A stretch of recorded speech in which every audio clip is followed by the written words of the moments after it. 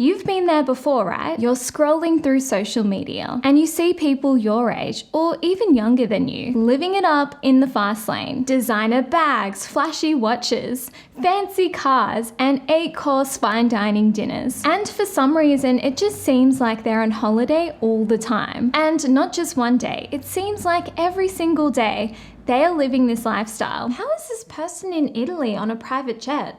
She was just in the Maldives 2 days ago. Meanwhile, there you are, in your $10 sweatpants or $10 leggings, thinking to yourself, am I broke?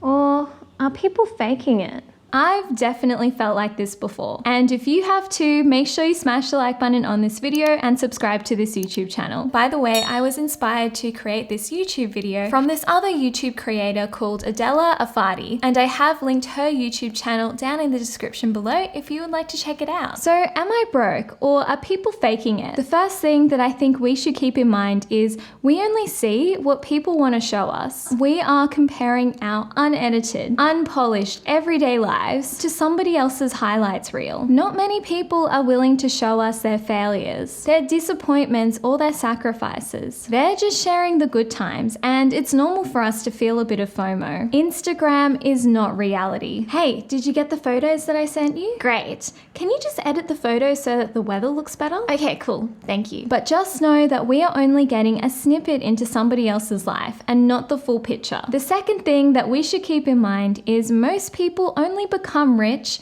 by investing in assets. I know fancy cars and designer stuff looks really nice, but that's just not how most people build wealth. But I thought that only rich people can buy fancy cars. Most people build wealth by using their money to invest in assets, for example, stocks and real estate, which can make them more money over time and also passive income. For example, if we had $100,000, we could use that $100,000 to buy a $100,000 car. After 10 years, that $100,000 car would only be worth $20,000. Okay, but what if I buy a car that doesn't depreciate in value? Or we could use that $100,000 to invest in the stock market. With an average annual return of 8%, that $100,000 investment will be worth $221,000 after 10 years. And we could even use the profits from our investments to buy ourselves that $100,000 car after 10 years. Hi, I would like to purchase this $100,000 car. I'm buying it with the profits that I've made from my investments. By the way, if you would like to get started investing, I do have an affiliate link down in my description below to Pearler, which is a platform that you can use from Australia to invest in the stock market. And if you sign up with my links, we both get some free money. The third thing that we should keep in mind is people spend money where their values are. One person may value cars over owning their own home, and there is no right way or wrong way to spend your money, but we should really think about whether we are spending money where our values are, and think about if those values align with our own. Personally, I value financial security over looking rich. I would much rather drive around in a $10,000 car and have $100,000 invested in the stock market than drive around in a $100,000 car and have $10,000 invested in the stock market. Is that invest with Queenie? I thought she had money. Why is she driving around in that car? But everybody is different and there's no right way or wrong way to spend your money. The fourth thing that we should keep in mind is we don't know how people get their money. Nowadays, it's pretty easy to get access to lines of credit and Afterpay, to spend money we don't have on things that we can't afford, to impress people we don't even like. And that leads me to the sponsor of today's video, which is Buy Now Pay Later company. So we can buy stuff we can't afford to impress people we don't even like. I'm just kidding. Nobody's sponsoring this video. The truth is we never know if the things that people buy are something that they bought outright, or if it was something that they paid for using debt or Afterpay. But at the same time, we shouldn't just assume that people that have fancy stuff are in debt, or people that have fancy stuff have just been given it. Which leads me to my fifth point, which is we shouldn't judge people and we should just be happy for them. It's really easy to get caught up in that mindset that people that look rich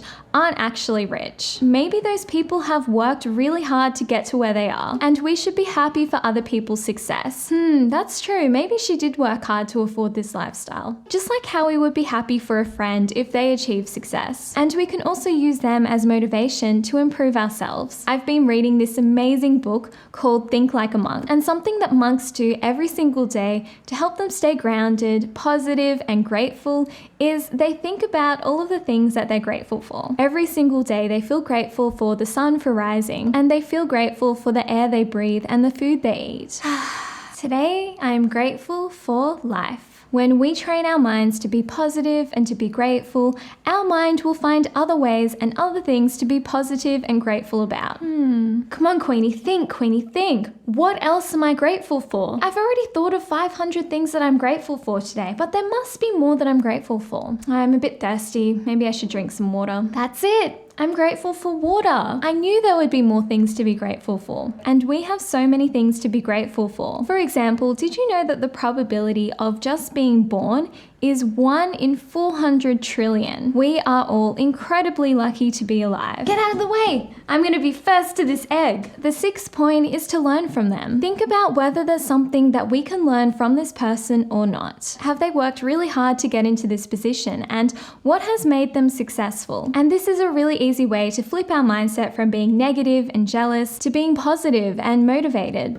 You really think you're all that? I bet your parents paid for everything and you're really just lying to everybody. Thank you so much for the motivation. How are you able to afford this? And what are your best tips that you can share? Whenever I catch myself envying someone, I think about what I admire about that person and how I can learn from them to grow and improve. Life gets so much better when we see people and we can be happy for their success and see their success as a way for us to learn and grow and also develop our own success. I get it now. Just because somebody else is successful doesn't mean that I can't be successful too. Which leads me to my 7th point, which is to focus on ourselves and focus on improving ourselves. The time and energy that we spend trying to bring others down and think about what others have, we can spend that time trying to improve our lives and make our lives even better. There is a famous quote from Buddha which says, "Holding on to anger is like drinking poison and expecting the other person to die."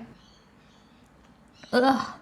This anger does not taste good at all. It's not good for ourselves to wrap ourselves up in a negative mindset, judging other people. Good things can only happen to us and our lives when we focus on the positive things, and when we are focused on improving our own lives and making our own lives better. Come on, Queenie, it's time to focus on improving yourself and your own life, and you can start by watering your plants. There is an amazing quote from this book, The Courage to Be Disliked, that I just love. And it is, "The past doesn't exist, and neither does the future.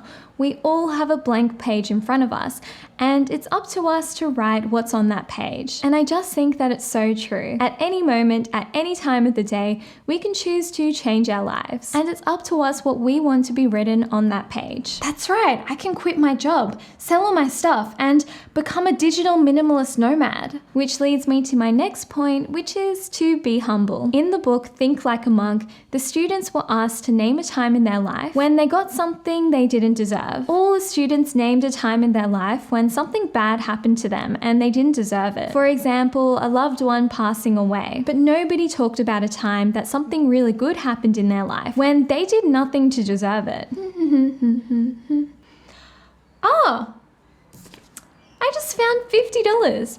I must have really worked hard to earn this $50. The lesson was we often think about the bad things that happen in our life that we didn't deserve, but we hardly ever think about the good things that happened in our life that we also didn't deserve. How many good things have happened in our life from our own good fortune that we didn't actually deserve? I'm sure there are just so many. Maybe you guys have earned stuff in life that you didn't deserve, but not me. I've worked for every single thing in my life that has happened. It's all happened because of me and my hard work.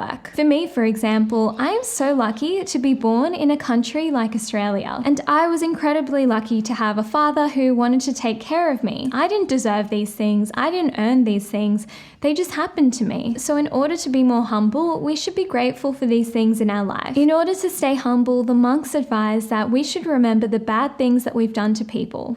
Oh my god, I can't believe that when I was 7 I told Becky that she couldn't use my pencil. And remember the good things that other people have done for us. This is so that we don't get too caught up in our own ego, thinking that we're all high and mighty when we're really just imperfect. And in a similar way, we should forget the bad things that other people have done to us and remember the good things that they have done for us. We do not want to be bitter and cynical. We want to be positive, light, and full of hope. And the way that we can achieve this is by letting go of anger, grudges, and negative emotions. Okay, it's time to let go of all of the negative emotions. I feel so much lighter now. I can't believe I was holding on to all of that weight. And showing gratitude for the things that have been given to us. Thank you for watching this video all the way through. I have a secret code word for you, which is Instagram. So write me a comment below with the word Instagram in it, just so I know who watched this video all the way through. I really, really appreciate you. Make sure you tap the like button and subscribe to this YouTube channel, and I will see you in the next video. Bye. And if you want to watch more videos, don't worry, I got you. Here are some more videos that you can watch, so you can click on the links and click through to another video.